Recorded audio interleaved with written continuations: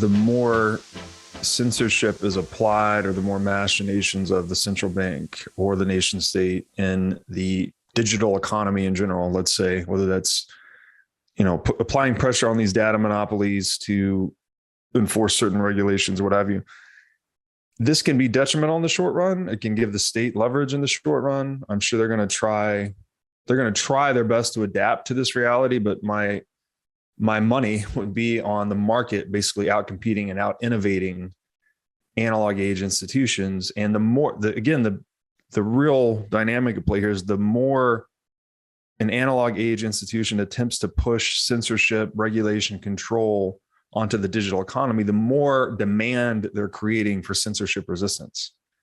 And so where demand goes in an uninhibited marketplace like the internet, I think supply will go. All right. So if there's demand for a thing, people will create the thing, frankly. And we've seen small examples of this. We saw, like, when Trump got kicked off Twitter, Telegram had 25 million people sign up the week after.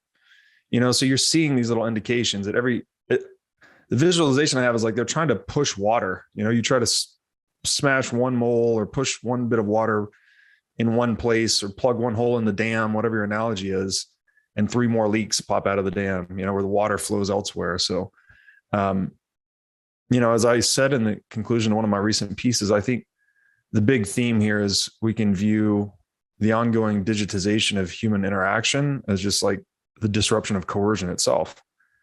Because, like, if you can't fuck with me or my property, like, you can fuck with my physical person, but it's much harder to fuck with my property in this world. So therefore you have less attack surface on me.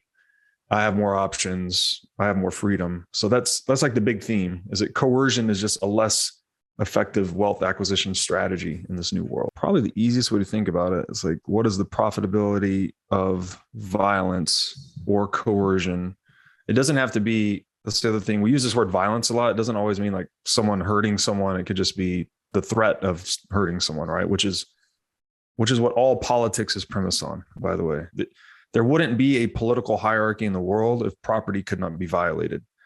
So the way to think about this is, if everyone in the world were somehow like an invincible economic actor, right? Assume we still have limited lifespans, but we just die of natural causes after 80 some odd years, but we can't actually physically hurt one another or steal from one another, just as a hypothetical assumption. In that world, politics don't matter at all. Like, I don't like your opinion, whatever you think about abortion or climate change or any C words or P words or whatever, doesn't matter. It's like, you can have your opinion. You can't impose that opinion on other people because they are invulnerable, right? You can't steal from them. You can't hurt them. So in that world, the cost of defense is effectively zero, right? Like, there's no cost. You're just invincible. I can't be hurt. No one can steal from me. So Bitcoin is effectively a technology that moves us further along that spectrum. Like, it lowers the cost of defense. You can now defend your capital in this immutable monetary medium that's really expensive to steal. It's impossible to inflate. So it is one of these momentous innovations that moves us along that spectrum towards cheaper defense. So, which is to say, it makes violence way less profitable. Now, the consequence of that is that, okay, people have a big incentive to move their wealth into Bitcoin, especially as inflation increases, right? The nation state increases taxation or inflation, or taxation via inflation. They're creating more incentives for people to hold their wealth in uninflatable money or hard to tax money, which is Bitcoin. This is then depressing the nation state revenue mix, right? They only generate revenue from taxation and inflation.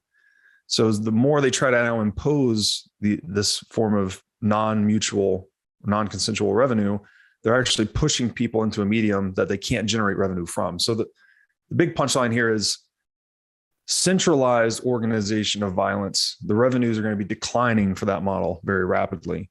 So what this does is it opens up the possibility and the opportunity for disorganized or direct violence. People may be more vulnerable to extortion, right? If you're just holding, and this is really important with Bitcoin, if you're just holding your single signature key at home, then you're vulnerable to the $5 wrench attack. So you better wise up. I mean, I'm not saying it's an immediate threat right now and there's some big scary thing, but this is the world we're moving into, you should probably consider putting it in a geographically distributed multi-sig or some other non-single point of failure custody arrangement.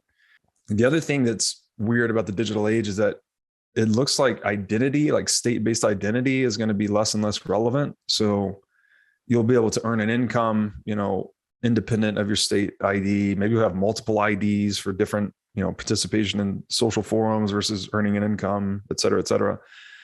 So in that world, there's going to be, it seems like there's going to be all kinds of weird cyber attacks and people trying to either gain access to those identities or the wallets they have access to and things like that.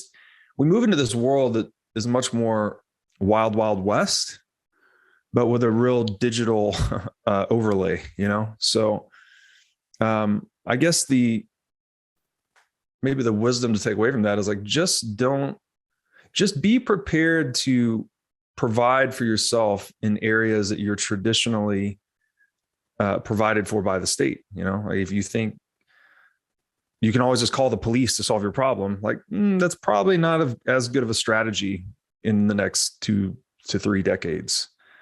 You need to have guns at home. You need to think about where you're driving and what information you're providing and how you secure your information, how you secure your Bitcoin, all of these things. Just with this, it's in the title of the book, The Sovereign Individual. Sovereignty means power, right? You have power over yourself. You have power and options like no individual has ever had in human history. Well, with that set of power and options comes a lot of responsibilities, right? You have to make sure that all the, proverbial T's are crossed and I's are dotted.